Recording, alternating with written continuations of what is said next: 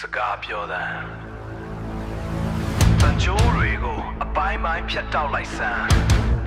ငါတို့ရှေ့ကိုပဲသွားမယ်နောက်ပြန်လှည့်ကြည့်ဖို့အချိန်မရှိတော့ဘူးစတင်လိုက်တော့ရှင်ဘတ်ထဲမှာကအုံမီတွေတောက်လောင်တမနီစိတ်ဓာတ်ကိုမြဲသွေးနေတယ်ကြောက်တုံးတွေကိုလက်သီးနဲ့ခွဲမယ်ငါချစ်လန်းကမြေပြင်ကိုတုံလို့စေအခိုင်မာဆုံးတန်တိုင်းတွေကိုကြော်ဖြတ်ငါရဲ့လူဆန္ဒကအမိန်တော်ပဲညအမောင်ထဲမှာလမ်းကြောင်းကိုပေါက်ထွက်ဘယ်ရကမှငါကိုမတားဆီးနိုင်အဟမ်းတောင်းမဲ့တဲ့ရှိန်အဟိုးကန်တဲ့ချက်တွေကိုရိုက်ချိုးပြငါဟာလေပြင်းထပ်ပုံမြန်နေလွန်လပ်ခြင်းစီကိုဒုံဆိုင်နေအရှိန်နှုံးငါသွေးထဲမှာစီစေငါဟာမိတော့လို့ပဲပြင်းနေတယ်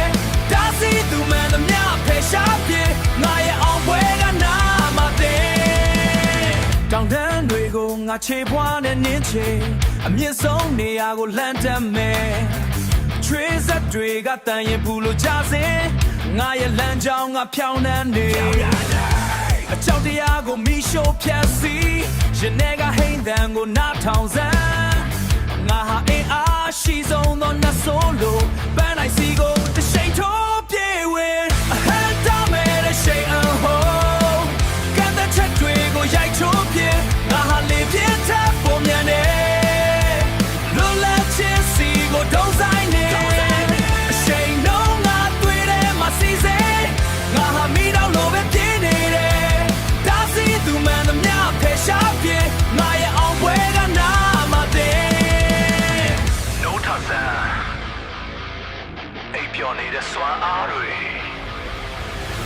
အိပ်ပျော်နေတဲ့စွမ်းအားတွေတမနီလို့မကြောတဲ့စိတ်ဝိညာဉ်အခုပဲပေါက်ထွက်လိုက်ပါ